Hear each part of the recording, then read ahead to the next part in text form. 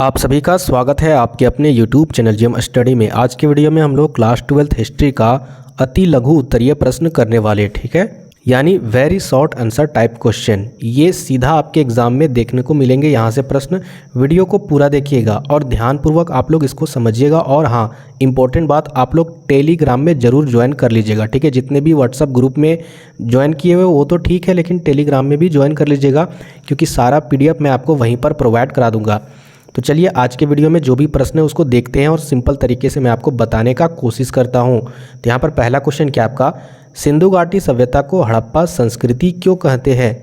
तो यहाँ पर देखिए इसका रीज़न क्या है कि आखिर सिंधु घाटी सभ्यता को हड़प्पा संस्कृति कहा जाता है। तो देखिए यहाँ पर लिखा हुआ उत्तर, सिंधु घाटी सभ्यता की सर्वप्रथम खोज हड़प्पा नामक स्थान पर हुई है। तो आपको लिखना क्या है कॉपी में कि सिंधु घाटी सभ्यता में सबसे पहले हड़प्पा नामक जगह को खोजा गया था, इसलिए इसे हड़प्पा संस्कृति के नाम से बोला जाता है या फिर कहते हैं। यही आपको लिख देना है, ठीक है। आप ये भी लिख सकते हो कि इसकी जो खोज हुई थी वह 1921 में दयाराम साहनी के द्वारा किया गया था, क्योंकि 2 नंबर के अगर क्वेश्चन रहेंगे तो कम से कम आपको 2 पॉइंट में आंसर देना एकदम अनिवार्य होगा। अब बढ़ते हैं यहाँ पर दूसरे क्वेश्चन की ओर। तो दूसरा क्वेश्चन क्या आपका, आरंभिक तथा प्रवर्ती हड़प्पा संस्कृतियों से आप क्या समझते हैं? चलिए जानते हैं। यहाँ पर पहला, यहाँ पर देखिए पहले पॉइंट में उत्तर है, सिंधु घाटी क्षेत्र में हड़प्पा सभ्यता से पहले क्या था और बाद में भी, यानी सिंधु घाटी क्षेत्र में ही हड़प्पा सभ्यता से भी पहले और बाद में भी, ठीक है, पहले भी और बाद में भी संस्कृतियाँ का अस्तित्व था, जिन्हें क्रमशः आरंभिक तथा प्रवर्ती हड़प्पा कहा जाता था, ठीक है। दूसरे पॉइंट पर यहाँ पर देखिए आंसर क्या आपका, इन संस्कृतियों से हड़प्पा सभ्यता को अलग करने के लिए भी कभी कभी इसे विकसित हड़प्पा संस्कृति भी कहा जाता है। विकसित कहने का मतलब है आज के टाइम का संस्कृति, ठीक है। चलिए आगे बढ़ते हैं। नेक्स्ट यहाँ पर तीसरा नंबर क्वेश्चन, हड़प्पा संस्कृति में मिलने वाले विभिन्न जानवरों के नाम बताइए। हड़प्पा संस्कृति में या फिर हड़प्पा सभ्यता में जो जानवर के अंश मिले थे वहाँ पर वो कौन कौन से जानवर थे, उनका नाम बताना है। तो यहाँ पर देखिए पहले पालतू मवेशी का नाम बताना है, जैसे कि भेड़, बकरी, भैंस तथा सूअर आदि प्रमुख थे, और भी जानवर थे लेकिन ये लोग खास थे, ठीक है। दूसरा यहाँ पर देखिए जंगली प्रजातियों में कौन कौन से थे, हिरन, घड़ियाल, सूअर आदि थे, और मछली और पक्षियों के भी वहाँ पर अवशेष मिले थे। तो इस प्रकार से आप उत्तर लिख देना है। आगे यहाँ पर देखिए नेक्स्ट क्वेश्चन क्या आपका, अवतल चक्कियों का क्या उपयोग होता था? अवतल चक्की जो होता था उसका उपयोग क्या करते थे, यहाँ पर आपको उत्तर लिखना है। उत्तर देखिए कैसे लिखा हुआ है, हड़प्पा स्थलों विशेष रूप से मोहनजोदड़ो में, ठीक है, हड़प्पा स्थलों में से एक विशेष जगह यानी मोहनजोदड़ो में अनेक अवतल चक्कियाँ मिली थी। कहाँ मिली थी? मोहनजोदड़ो में मिली हुई थी, जिसमें विद्वानों का अनुमान है कि इनकी सहायता से अनाज पीसा जाता था। किसके सहायता से? अवतल चक्कियों की सहायता से। अगला पॉइंट आपको क्या बनाना है, ये चक्कियाँ मुख्य रूप से कठोर कंकड़ीले अग्निज अथवा बलुआ पत्थर से निर्मित थे, यानी कंकड़ीले अग्निज और बलुआ पत्थर से वो बनाया हुआ था। 2 मुख्य प्रकार की चक्कियाँ मिली है, यानी 2 प्रकार के वहाँ पर चक्कियाँ मिली हुई थी। एक वे है जिन पर एक दूसरा छोटा पत्थर जो आगे पीछे चलाया जाता था, जिसमें निचला पत्थर खोखला हो गया था, तथा दूसरा वे है जिनका प्रयोग संभवतः केवल सालन या तरी बनाने के लिए, जड़ी बूटियों तथा मसाले को कूटने के लिए भी किया जाता था। तो इस प्रकार से आप अपने भाषा में आपको लेकिन यही उत्तर लिखना होगा जिस प्रकार यहाँ पर लिखा हुआ है। आगे बढ़ते हैं। नेक्स्ट क्वेश्चन नंबर 5 क्या आपका, हड़प्पा स्थल की दुर्दशा के क्या कारण है? तो यहाँ पर इसका उत्तर है, हड़प्पा स्थल की कई प्राचीन संरचनाएं नष्ट हो गई है। वस्तुतः इसे ईंटें चुनने वालों ने बुरी तरह से नष्ट कर दिया था। मतलब प्रश्न को पहले समझ लीजिए। दुर्दशा मतलब हो गया, मतलब जो हड़प्पा स्थल जो मिला था उसका दुर्दशा बहुत ही ज़्यादा खराब हो गया था, ठीक है। जैसे वहाँ पर खुदाई हो रही थी तो वहाँ पर देखा गया कि उसके ईंटें बहुत सारे चोरी हो चुके हैं। इसका रीज़न क्या है, यहाँ पर आंसर में लिखा हुआ है, 1875 में ही भारतीय पुरातात्विक सर्वेक्षण होता क्या है, जो इतिहास काल में जो भी इतिहास काल में पुराने चीज़ मिलते हैं और उसका सर्वेक्षण जो करते हैं उसी को कहा जाता है पुरातात्विक सर्वेक्षण करने वाले। 1875 में जो भारतीय पुरातात्विक सर्वेक्षण के पहले जो जनरल अलेक्जेंडर कनिंघम जो थे, उसने क्या लिखा था कि प्राचीन स्थल से ले जाई गई ईंटों की मात्रा लगभग 100 मील लंबी लाहौर तथा मुल्तान से बीच की जो रेल की पटरी बिछाई गई थी इसके लिए ईंटें बिछाने के लिए पर्याप्त थी। सीधा यहाँ पर बोला जा रहा है कि जो हड़प्पा सभ्यता का जो ईंट था उसको चुराकर जो रेल की पटरी बनाई जा रही थी 100 मील उसमें लगाया गया था। ठीक है, 100 मील लंबी रेल की पटरियों में वो हड़प्पा सभ्यता के ईंटों का वहाँ पर बिछाया हुआ साक्ष्य मिला था, वहाँ पर प्रमाण मिला था। तो ये कनिंघम के द्वारा बताया गया था। तो इस प्रकार से वहाँ की दुर्दशा खराब हो गई थी।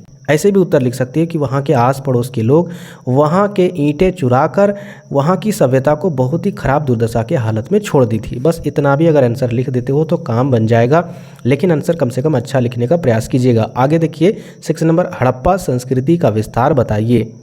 यानी हड़प्पा संस्कृति का विस्तार कैसे है, कैसे वहाँ पर फैला हुआ है। तो यहाँ पर इसका उत्तर है हड़प्पा संस्कृति का विस्तार उत्तर में जम्मू से लेकर दक्षिण में नर्मदा के तट तक, ठीक है, और पश्चिम में बालूचिस्तान के मकरान समुद्री तट से लेकर उत्तर पूर्व में मेरठ तक था।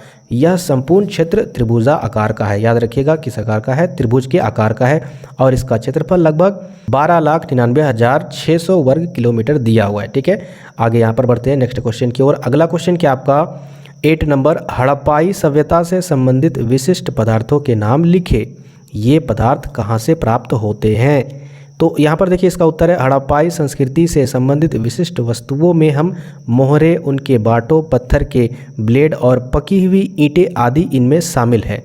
उपयुक्त सभी वस्तुएं भारतीय उपमहाद्वीप के उत्तरी पश्चिमी क्षेत्र से प्राप्त हुई है। अब यहाँ पर आगे देखते हैं क्वेश्चन नंबर 9, हड़प्पा संस्कृति के नामकरण और अवस्थाओं का उल्लेख कीजिए। तो चलिए यहाँ पर देख लेते हैं इसके नामकरण और इसकी अवस्थाओं का उल्लेख। उत्तर है आपका हड़प्पा सभ्यता का नामकरण हड़प्पा नामक स्थान जहां यह संस्कृति पहली बार खोजी गई थी। हड़प्पा संस्कृति के नाम से आखिर ये क्यों जाना जा रहा है, क्योंकि सबसे पहले हड़प्पा नामक जगह को ही खोजा गया था इस संस्कृति में पहली बार। ठीक है, इस संस्कृति की 2 निम्न अवस्थाएं हैं, पहला प्रारंभिक सभ्यताएं, दूसरा उत्तरकालीन हड़प्पाई अथवा परिपक्व हड़प्पाई संस्कृति।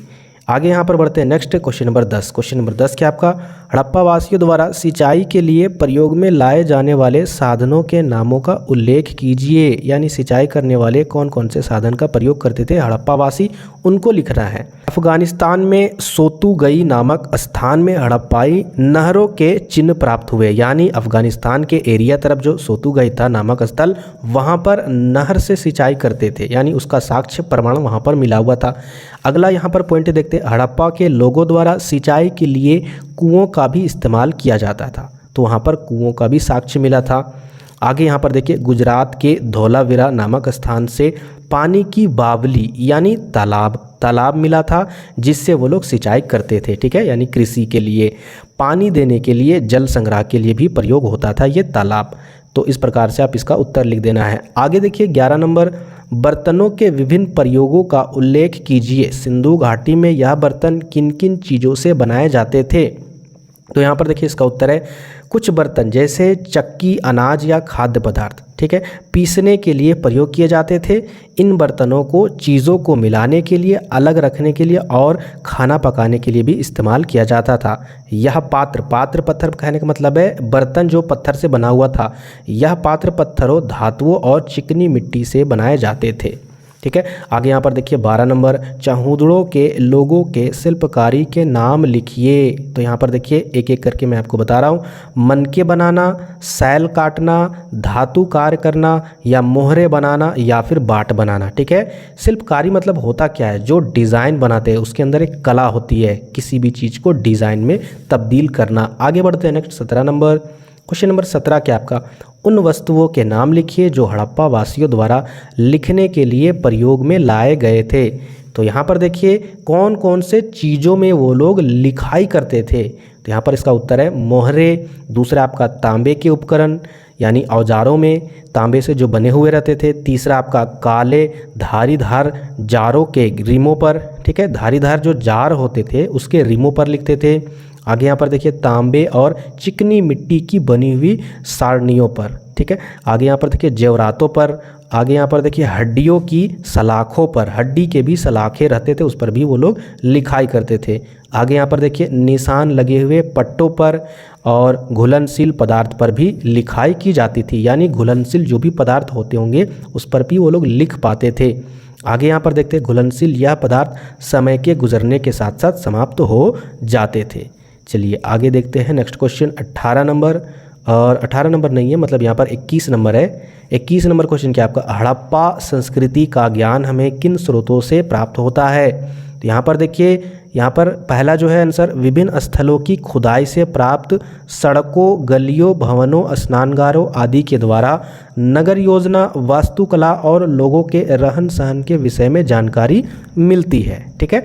दूसरा पॉइंट क्या आपका, कला शिल्प की वस्तुएं, जो भी कला और शिल्प की जो वस्तुएं थी उसके द्वारा भी पता चलता है, जैसे कि तकलिया, मिट्टी के खिलौने, धातु की मूर्तियाँ, आभूषण, मृत भांड आदि से विभिन्न व्यवसाय एवं सामाजिक दशाओं के विषय में जानकारी प्राप्त होती है। तीसरा पॉइंट है, मिट्टी की मोहरों से धर्म लिपि आदि का भी ज्ञान होता है। चलिए आगे यहाँ पर देख लेते हैं क्वेश्चन नंबर 22। क्वेश्चन नंबर 22 क्या आपका, मोहनजोदड़ो के सार्वजनिक स्नानागार के विषय में आप क्या जानते हैं। मोस्ट VVI क्वेश्चन, अगर आपके एग्ज़ाम में ये जो सार्वजनिक स्नानागार है उससे रिलेटेड 3 नंबर के क्वेश्चन या 5 नंबर के क्वेश्चन या फिर 2 नंबर के क्वेश्चन अगर नहीं आए तो आप हमें कमेंट करके ज़रूर बताइएगा। बहुत ही इंपॉर्टेंट क्वेश्चन है ये। तो यहाँ पर देखिए क्या आपका क्वेश्चन, एक बार दोबारा पढ़ता हूँ, मोहनजोदड़ो के सार्वजनिक स्नानागार के विषय में आप क्या जानते हैं। तो चलिए एक एक करके देखते हैं पॉइंट वाइज। सिंधु में स्थित मोहनजोदड़ो के सार्वजनिक स्नानागार विशाल स्नानागार है जिनका जलाशय दुर्ग के टीले में है। ठीक है। दुर्ग के टीले में कहने का मतलब है एक ऐसा जगह जहां पर चारों तरफ घेरावा करा हुआ रहता था। ठीक है। और इसके अंदर लोग रहते थे। ठीक है।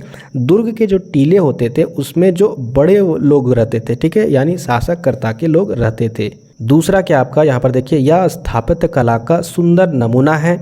इसकी लंबाई लगभग 11.88 मीटर, चौड़ाई 7.01 और गहराई 2.43 मीटर है। इसके साथ सीढ़ियाँ, कपड़े बदलने के कमरे, कुआं और गंदा पानी बाहर निकलने का भी रास्ता यहाँ पर दिया हुआ है। ये इनकी खूबी है। आगे यहाँ पर देखिए, यह धार्मिक अवसरों पर भी इसका प्रयोग किया जाता है। तो इस प्रकार से आप उत्तर लिखिएगा, 100% आपको एग्जाम में एक भी नंबर नहीं छूटेंगे। तो ये थे इंपॉर्टेंट क्वेश्चन जो मैंने आपको करवाया। इसी तरह इंपॉर्टेंट क्वेश्चन सारे चैप्टर का मैं आपको कवर करवाऊंगा। बस आपको करना क्या है, अगर नए व्यूअर हो तो चैनल को जरूर सब्सक्राइब कर लीजिएगा और साथ ही साथ बेल आइकन जरूर दबा दीजिएगा, ताकि मैं जैसे ही वीडियो अपलोड करूँ आपको बिना देरी किए हुए सही से आपको नोटिफिकेशन मिल जाए और अच्छे से आप वीडियो देखकर उसका लाभ ले पाओ। ठीक है। आज की वीडियो में इतना ही, फिर मिलते हैं नेक्स्ट वीडियो में। वीडियो को लाइक भी करते जाइएगा, आप लोग लाइक नहीं करते हो।